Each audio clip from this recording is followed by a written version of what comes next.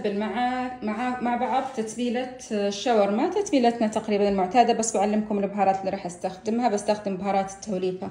الكمية هذه راح احتاج تقريبا ملعقة زبادي. اضيف الثوم، بابريكا. بوجود العثماني ما تحتاجين بابريكا، اللي يحبون حار ضيفوا شطة حارة، أنا عشان العيال ولا ودي والله. كركم، عصير ليمون، ممكن تضيفين بشر برتقال وعصير برتقال بعد، بس ما عندي برتقال. ثلاثي الملح، تقريبا نص ملعقة طبعا هاي ملعقة صغيرة، أصغر من الصغيرة، عشان كذا أقول يعني النص الملعقة واحدة عن نص.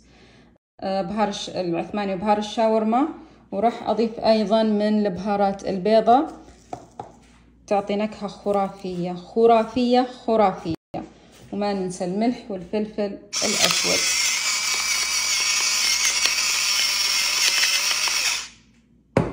والملح.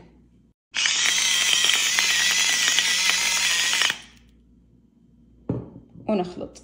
بخلط كل هذه المكونات مع بعض ونخليها تتبل ساعة ساعتين، فأنا سويتها من بدري وبخليها تتبل. بعدين أعلمكم معاها راح يكون صوص لذيذ. الشيء المميز مو في الشاورما، الشيء المميز في الصوص حقها. هنا طبعا بنات تبلناه ومسجناه عدل مدل ودلعناه.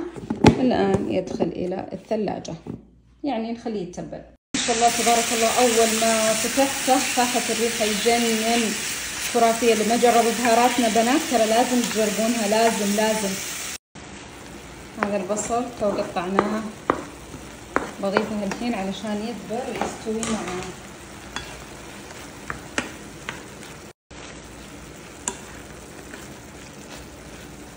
تقدرون تضيفون لها خس مخلل براحتكم. اقلوا بطاطس وخلوه جاهز. اضيف عليه شوي بقدونس،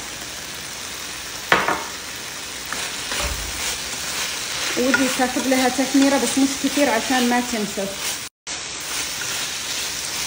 حطيت مايونيز وزبادي وهردة وبعد وشو بس.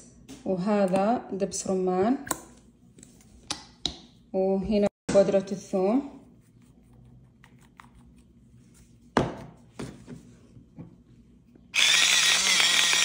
ملح،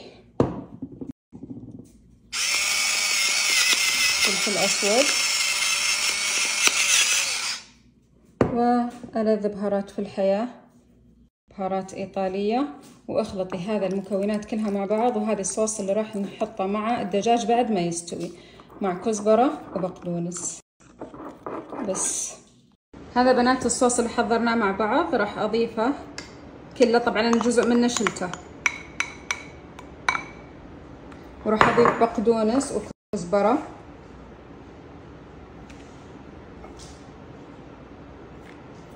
واخلط هذه المكونات كلها مع بعض، وابدا احشي فيها السندوتشات. والبطاطس حقي جاهز، الخبيزات قصدي. بس تحداكم تذوقون ألذ. هنا بنات رح نبدا نحشي الخبيزات حقتنا بهذه الحشوه اللذيذه. وحطي عاد تبين خس تبين مخلل حطي، وبطاطس لا تنسين تحطين بطاطس. وبس بالعافية. أنا والله ودي أحط مخلل بس ما ياكل